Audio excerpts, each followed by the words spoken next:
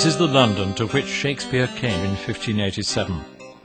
The map was first produced about 1550 and updated for many decades thereafter.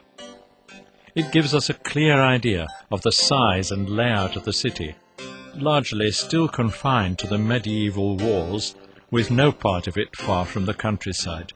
The moat, or ditch as it was called, which lay outside most of the walls, and the River Thames to the south, meant there was plenty of water around, but not enough to combat the Great Fire in 1666, which destroyed most of the buildings we see here. As the houses were built of wood, it's not surprising the city burned so fatally and dramatically, but it means now we have few buildings which show what the city was like in Shakespeare's time. One very dramatic building which does exist today is the Tower of London.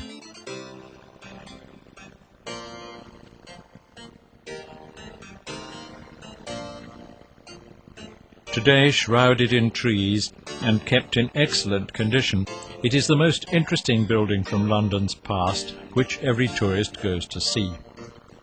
Because of the size of the building and the dominant position by the river, it must have been rather awesome to the people of Elizabethan London.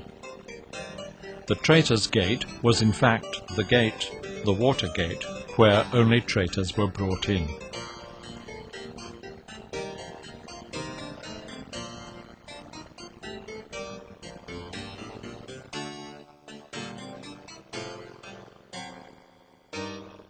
Imprisonment and execution in the Tower, often with no or only a mockery of a trial, were common and terrifying events in Shakespeare's London.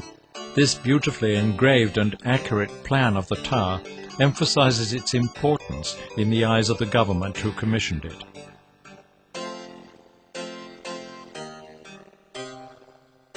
Another, more imaginative and attractive view shows how it fitted in with its busy and exciting surroundings. It was here that Shakespeare first encountered the ships of the English Navy and the great merchant ships which travelled round the globe. Sir Francis Drake, the first English sailor to do so, remains perhaps the most famous. This portrait of him includes a globe to commemorate his achievement.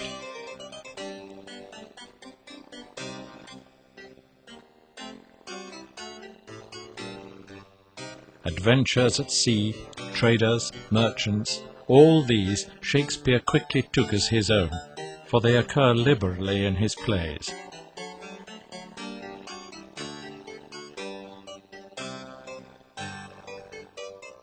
Upstream from the Tower there were still more wharves and ships to be seen.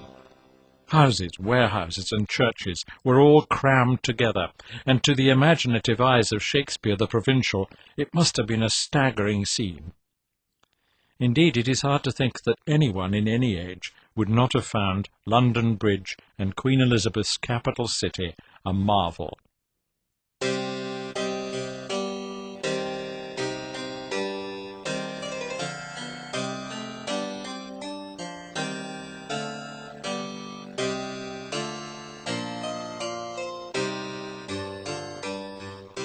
These are heads stuck on pikes, the heads no doubt of traitors executed at the Tower.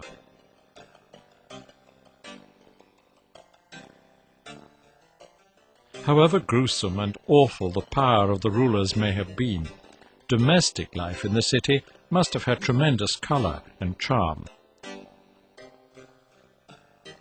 These backyards were probably typical of the whole of London. Another artist depicts the bridge from upriver.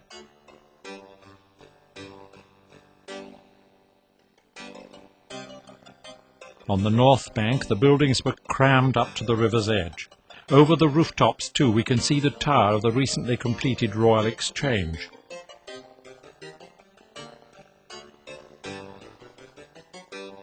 It was here that merchants met to arrange national and international trading and financial matters. It was a proud and blooming people that built this elegant and sophisticated place. The merchants, of course, dressed for the occasion.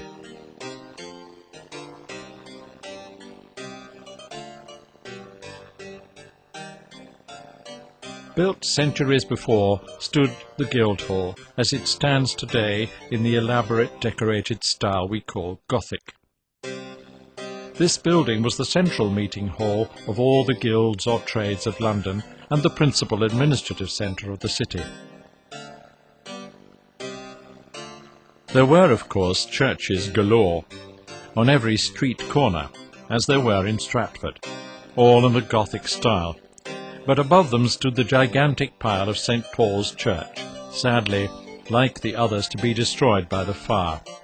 It stirs the imagination now. How it must have stirred the spirit of Shakespeare and the bustling, noisy sights of London all around it.